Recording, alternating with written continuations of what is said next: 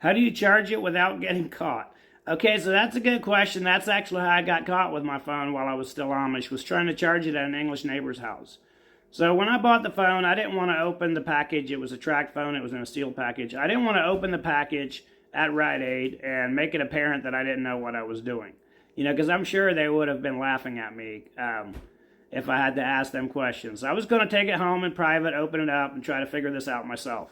So I did that. I realized I needed to charge the phone. It had no power. And I needed to call a number from a landline to activate the phone. And so I was like, man, I was pretty disappointed. But on Tuesday night, this was Sunday night, on Tuesday night was the first opportunity I had to leave the house after, I was working all day Monday, got home late. On Tuesday night, I had the opportunity to go somewhere, and I made up this story.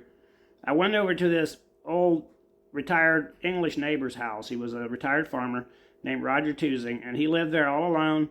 I was there about once a year asking him for permission to hunt on his property, and he always invited me in, and we'd sit down, and he'd tell me stories, and then he'd sign the permission slip, and away I'd go. But on this evening, I was like, hey, Roger, can I use your phone? He's like, yeah, come on in. And I used his phone, and I was like, man, they're not picking up. And I was like, hey, you mind if I if I plug this in?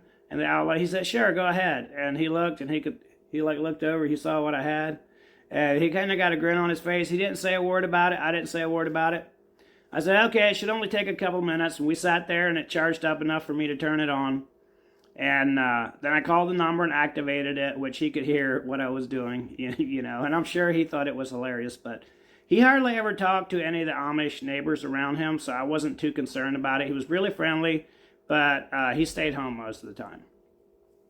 So I left a little bit after that. It had only charged up to a little bit, and then I was trying to figure out this phone. I could finally turn it on. I was going into all the menus, figuring out what they did, and it ran out of battery.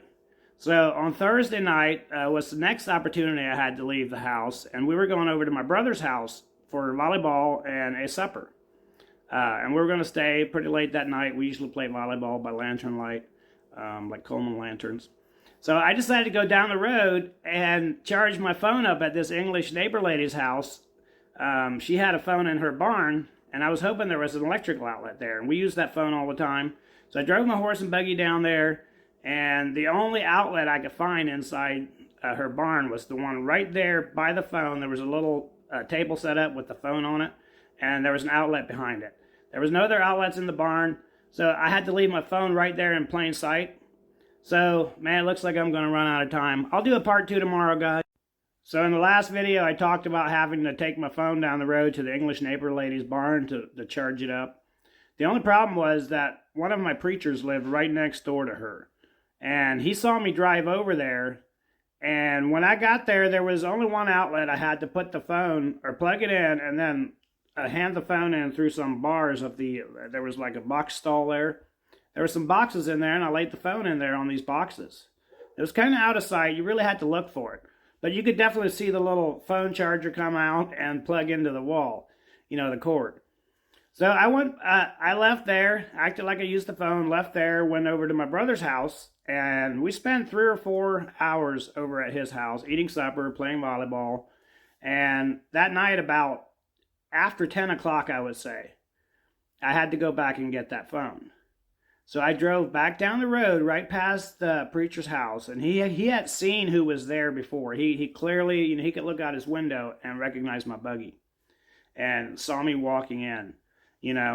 So after 10 o'clock at night, here I come, in the dark. I pull in, tie up my horse, go inside.